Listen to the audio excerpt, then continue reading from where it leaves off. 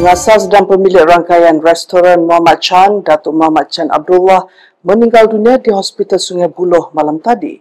Allahyarham menghembuskan nafas terakhir kira-kira pukul 7 malam. Berita sedih itu dikongsikan menerusi kenyataan rasmi oleh ahli keluarganya yang memaklumkan amat menghargai doa dan ucapan takziah daripada semua pihak.